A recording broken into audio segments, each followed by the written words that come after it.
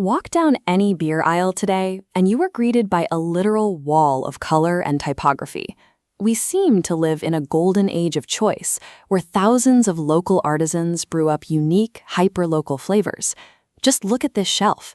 The sheer volume of competing labels gives the impression of a thriving, decentralized market. But that abundance is an expertly crafted illusion. What looks like fierce competition between quirky, independent breweries is actually corporate camouflage. Those distinct labels are often owned by the same global megacorporations, and no entity has mastered this better than the Belgian-Brazilian giant AB InBev.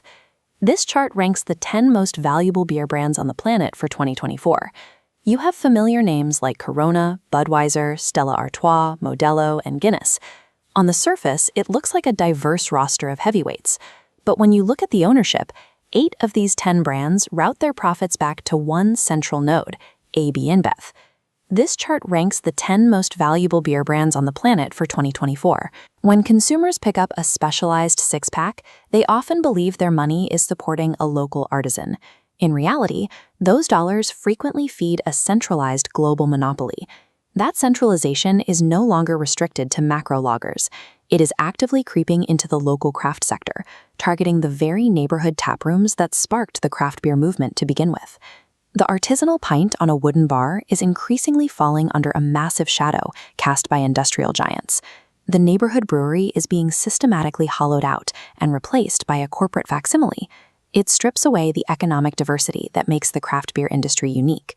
Over the last few decades, mega brewers executed a relentless corporate strategy known as buy and build. Instead of brewing new recipes to win over customers, they simply bought their competitors to expand their territory. This strategy hit its absolute peak in 2016, when AB InBev orchestrated a multi-billion-dollar takeover of SAB Miller, the second largest brewer on Earth. This merger placed 1/3 of the global beer market under a single corporate roof. The merger created a unique problem. There was literally no major competition left to acquire at the macro level. They had bought everyone. To keep appeasing shareholders and posting growth, a monopoly has to look elsewhere. So these giants turned their sights downward, beginning a campaign to cannibalize the only sector that was still organically growing: independent craft beer. Corporate buyers started targeting beloved craft breweries with highly loyal fan bases. In 2017, AB InBev purchased North Carolina's Wicked Weed, absorbing the brand into their specialized high-end portfolio. The Dutch giant Heineken made a similar move, acquiring full ownership of California's Lagunitas Brewing Company. The immediate goal was to take a popular regional beer and aggressively accelerate its global export. A local craft favorite becomes a standardized retail product, shipping out to shelves in France, Mexico, and Japan. These acquisitions target the brand's cultural cachet and its loyal fans. AB InBev uses its resources to purchase the market share it couldn't win through traditional brewing. Once a global conglomerate owns a craft brand, they plug it into an unmatched distribution network. They can dictate pricing, control supply chains, and leverage massive partnerships. This diagram illustrates how that leverage translates to the physical grocery store. A corporate distributor can demand prime shelf space for its own portfolio of pseudo-craft beers, physically pushing independent labels out of the aisle. The brewing community recognized the threat immediately. When Wicked Weed sold out, prominent independent brewers like Texas's Juster King publicly canceled planned collaborations with them, citing the predatory business practices of their new corporate owners.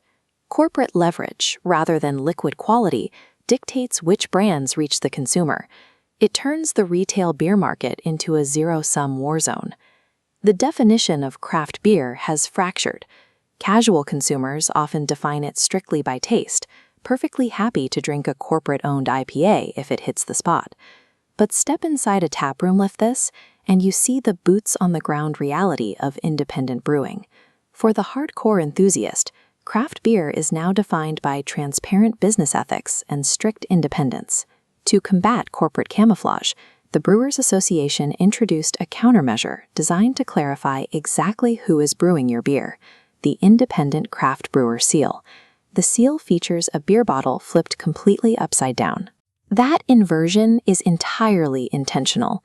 It symbolizes how small, independent brewers have flipped the industry on its head, prioritizing localized community and flavor over global consolidation.